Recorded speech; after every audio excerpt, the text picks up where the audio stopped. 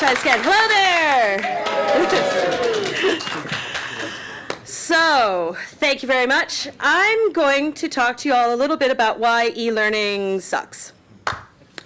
So, imagine, if you will, somewhere someone has decided that we really can't live another day without a course, an online course about cake. We're gonna have a course about cake. So they tell someone, go out, find all the information you can find about cake. So they do. All the information they can find about cake. And they give that cake to someone like me, an instructional designer. And then I get to use my magical instructional design skills to turn all that nonsense information into a course that helps you understand cake. So what am I gonna do? I could chunk that cake. I'll chunk that cake into bite-sized pieces, and you'll eat those pieces real good. Or I'm going to gamify that cake. I'm gamifying that cake. I'm going to make it so that every time you read something, it's going to turn into this virtual slice that goes towards your badge about cake. Yeah, that'll get you going. Okay. I'm hearing a little skepticism in the room. Let's try again. We're going to scenario-wise that cake. Yeah, we're going to have a scenario. You're going to be the learner, and you're, walking down your virtual cubicle, and what happens? Oh, you run into a character, a magical character named, say, Pam from marketing. And wouldn't you know it, that Pam has everything that you probably never needed to know about cake. And the really sad part is sometimes even all of that is way too hard. So I'll just take all your cake information, make a bunch of slides, and slap a quiz on the end and call it a day, because I got to get to the bar. The thing is, though, I'm going to come clean. I've done all those things. I've won awards for doing all those things. But none of us in the business are surprised that we do not engage learners this way. Here's this great quote by Alfie Kohn, which is, learning is something students do, not something done to them, done to the students. Don't let the tie and hair fool you. Cohn's a badass. He's the guy right now who's working really hard to get homework and standardized tests out of the schools. And he's actually getting some success with this, and not just in super countries like Norway, like in Germany and other countries that you would think that rigorous testing is really important. And he argues the reason for that he's removing all this homework is because all it teaches kids is how to be compliant. It doesn't actually tap into how they learn, or it doesn't, turn them into critical thinkers or contributing members to society. All it does is push information on to students. And I got to tell you, we do this in e-learning all the time. We inflict information. Even though we know that student-centered design is more effective and more engaging for both students and teachers, nonetheless, we do not involve students in the development of education technology materials or teaching materials at all.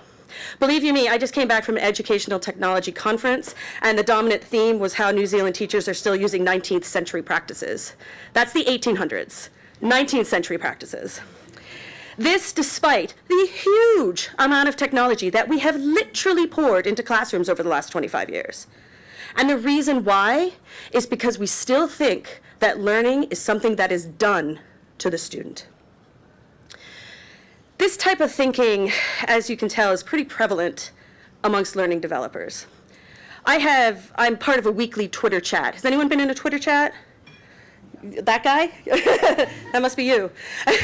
These are these online Twitter conversations that people have asynchronously. So it's kind of like being at a cocktail party where everybody talks at the exact same time, and yet it's kind of fun and makes sense.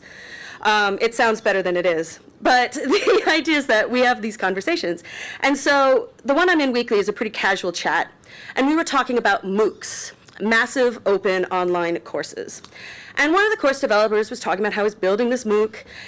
And, as part of working out loud, which is this iterative process to get feedback as you're developing things, he is talking about all the feedback that he's getting. And because I'm such a charmer and such a shy and retiring flower, I got in touch and I said, I got to ask you, are you getting feedback from students? The short answer is no. The long answer was, why do I need to get feedback from students? And I have to tell you, it's been a really, really, really long time since I've had to explain why it's important to get user feedback. And I have to admit, at this point I froze. I didn't really know how to reply to him. But here's what I wish I said. Despite years of educationalists wanting to remove educators from the pedestal, from the stage, even going so far as to sneaking into their classroom on weekends and removing their desks so they actually have to work and teach amongst their students, so many teachers are still obsessed with controlling the learning experience. And this creates a space of arrogance and privilege. My guy here, he's coming from a place where his 19 courses and his reams of experience is driving the development of a course that he wants other people to use. And he's not alone in this. There are a lot of teachers out there who really believe that the role students have in education is filling out the feedback form at the end of the course. Which is totally crazy because, as you know in usability, by the time you get a feedback form, it's too late. You've just poured 20 some odd weeks into developing an e-learning module. You might change a color or a couple pieces of text, but you're not going in there to fundamentally change the course. You're done. You've got another 50 modules to develop before the end of the year. You're moving on. For example, a couple of years ago, my team built a health and safety module for a local hospital. And we created the incident preventer. And I think she's pretty rad. The idea was that the learner would follow the incident preventer around the hospital and solve health and safety issues as, you know, they crop up amongst the hospital. And we did this module right. Oh my Lord. We got all the right people in the room, which within a DHB is a minor miracle. We got permission to do it in the crazy wacky ways that we were beginning to do it. We mapped the behavior outcomes, so we said, okay, this is the type of stuff to see this type of behavior happen out of it. We did it right, and we created a beautiful, award-winning module. It was, I mean, I'm not touting a horn here, but it was really, really good. So imagine my surprise, because you knew this was coming, when a few months after we launched our dear friend, the incident preventer, I'm hearing feedback from our learners that they're not the biggest fans. They hate her. No, they don't dislike her. They want to burn her in effigy. They hate her. The doctors, the nurses, our highly esteemed learners were like, why are you giving us a cartoon to follow around the hospital? And I was like, that's a good question. I don't have an answer. But they hated her. They found her pejorative. They found her insulting. I mean, they came very close to using four-letter words. And, you know, it's kind of like how we feel about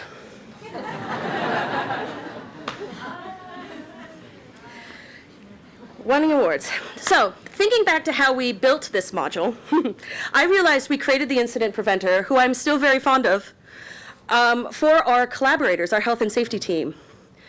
She looks like she's part of the health and safety team. Like, I gotta tell you, she doesn't stand out like a sore thumb. And she made them feel like superheroes, which was so great for our relationship. So we have a really good relationship with our health and safety team. But we never tested her. We never even tested the concept of her with our wider learner groups. We were arrogant.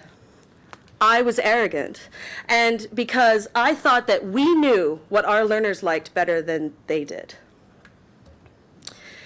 Engaging students is about tapping into their interests, their passions, their curiosities.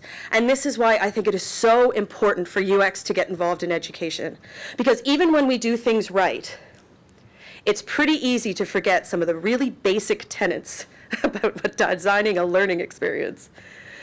So after years of making really crappy e-learning, and then finally making what I thought was amazeballs e-learning, only to still realize that we still really weren't accomplishing what it is that we wanted to do, I realized a couple truths. And the biggest one is that I needed to get better at asking learners before we started building.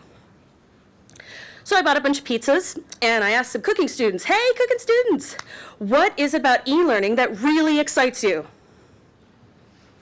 Crickets. They looked at me like I was nuts. Because I'm going to tell you a little secret. Cooking students don't give a crap about e-learning. Like, at all. They care about as much as they did about the incident preventer. And, you know, and the reason is because why are they going to be online when they could be in a kitchen cooking? Which, you know, fair point. So again, another lesson. Students don't have a problem with e-learning. I have a problem with e-learning. And I need to know what their problems are, so maybe I can solve it with e-learning, maybe. So I tried again. Oh, I have 11 schools at my disposal. I can cycle through them all day. I just got to keep buying pizza. So I did. I bought more pizzas and I went to go bribe a bunch of hairdressing students. This time I decided to ask them about success. And I really wanted to know, did they feel like the school was setting them up to be successful? And this time I got an earful, a really big earful of complaining. But I also got a lot of really good ideas. So here's the grand moral of this tale. For both learning and UX, the biggest mistake we can make is thinking that we already know all the answers. We make inaccurate assumptions about our users, about what they like, about what interests them, when we overvalue our own experiences. We are at our most influential when we embrace a state of unknowing. In education, we call this beginner's mindset. In Zen Buddhism, they call it Shoshin. For it is when we don't know that we learn the most. We need, as UX professionals, to practice the discipline of curiosity, to make sure we keep asking questions and that we remain open to learning and listening. Because I don't want to end up like my guy on Twitter. I don't want to be building my 20th course and I still haven't learned anything. Thanks very much, guys.